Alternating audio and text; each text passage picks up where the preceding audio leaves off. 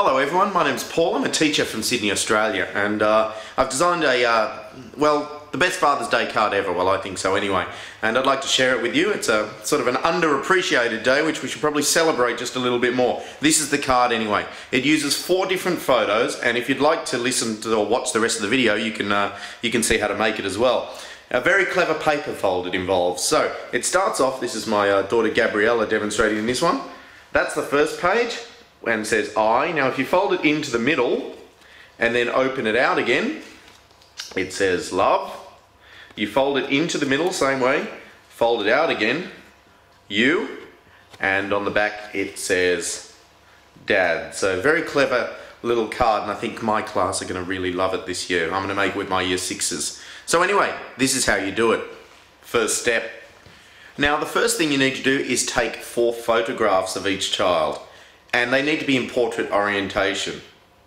Now, I would recommend the backgrounds of these photos be completely different, and then it's just a little bit more magical as you open up the card.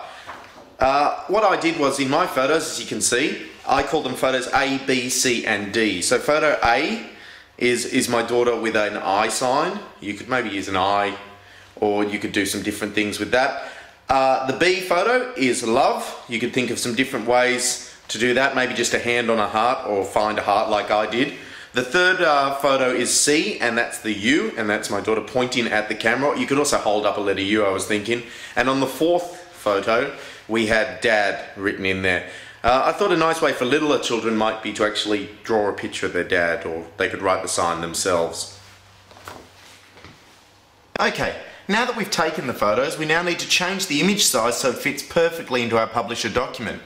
So if you open it in Photoshop or a similar program, go to Image, Image Size. You're going to change the width, must be 1410, and the height to 1959. That'll be perfect, and just click OK. That'll change the image size. You can then save that. Right, we're now going to use this very handy slice tool in Photoshop. So I select that, and then right click on the photo and choose Divide Slice. We need to divide horizontally into 3, so just type into 3, and we're going to divide vertically into 2 sections, and magically it has now divided our photo up into 6 sections. Simply now, this is photo A, so what we're going to do is go File, and we're going to Save for Web and Devices, and I would make sure it's on JPEG and maximum resolution before you hit Save, and when you do hit Save, I would name it as letter A. So if you just name that as letter A and save, it will then number each of your pieces 1 to 6 automatically. And then repeat that process for your other 3 photos, naming them B, C and D. Okay, so this is the publisher file, and if you look in the video description you can download this publisher file from the website that's mentioned there. The great thing about this publisher file is that it's 2 pages and it's mentioned A1, A2. That's your first photo cut up sections 1 and 2, and it has already named them out of Photoshop for you anyway in that order. What you need to do, I've also embedded the photos, so if you just hover over it you'll see a picture icon appear. If you click on that and then find where your images are stored, you then just find section A1, double click on it, and that puts it there. Similarly, I go to A2 and I paste that photo, and so on until I've completed B2 and all the other sections.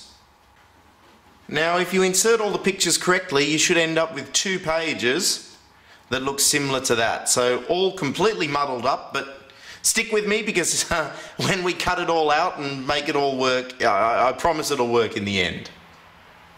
So once all the photos are put in place, you might like to delete the numbering system, so just click on it and delete the numbers away. Another way you can do it is to simply change the order and bring the photo to the front, or either send the letter to the back.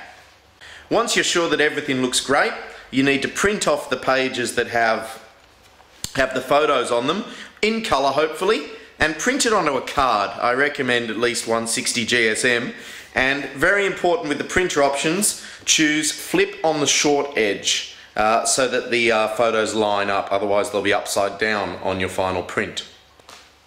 So now we're up to the construction. Now the first thing I would do, you've got a sheet that sort of looks like this on both sides.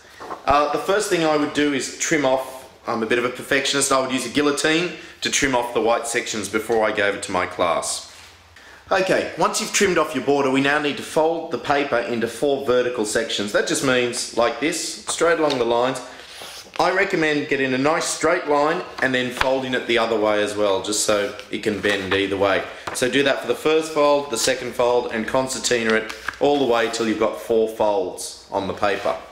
Now that I've folded my paper, I unfold it, place it on a bench, and what you want is photo A at the top and the bottom. That means you've got your sheet the right way around. Okay, so here comes the difficult bit. Using a scalpel or a sharp pair of scissors. If you're using a scalpel, I'd suggest you might do it for your students if you're doing it in class. What you're going to do is chop out these 2 pieces of picture. It's a little hard to explain, so I'll just show you. You leave it attached on this edge here and chop out 2 sections, so it sort of becomes like a flippable window, if you like, and can flip back like that. Now, here's how you fold it. Okay, now that you've cut out this flap, it's time for the difficult part of how to fold the card. First thing you need to do is push that flap through the center and wrap it around, so it goes through to this side and then wraps around, so you're almost making that first eye picture complete. The next thing you're going to do is fold flap 4 underneath, just like that, and then you're going to complete it by folding it one more time underneath. And you can see there that all of the picture for eye has come together, and photo A is now complete. Now you just need to grab a little bit of sticky tape, line up that photo there, and stick the 2 together just like so. We now need to secure it a bit more, so what we're going to do is fold it together, open it from the back, and you're left with picture B. Now, on picture B, this is the edge we really need to stick down. That's the reverse of the edge you just stuck on the other side. So what you need is quite a bit of sticky tape, and make sure that wraps around, and you might even use a couple of pieces to stick that edge right down so that it becomes really secure. Okay, so now that you've secured that tab, you can have a go of your card. Don't forget, 4 photos, so you fold inwards, so I fold in, open from the back. Once again, fold in, open from the back, and then flip it round for your final photo of Dad. Now, all of these publisher files are available for you. If you look at the website that's mentioned in the description, you can download from there the instructions. It's all free, just want to share it, and I hope you can use it in some way. So that's the description and instructions of how to make your card, and you can also download the publisher file, which is this one, and it's got little embedded insert photos in there for you to make it a bit easier for your class, and that's double-sided where you put the photos and everything like that. And finally, I hope you enjoyed the card, and I hope it is the best Father's Day card you've ever seen. Well, maybe not, but I hope everyone out there has a great Father's Day. Enjoy! I'll speak to you soon. Bye.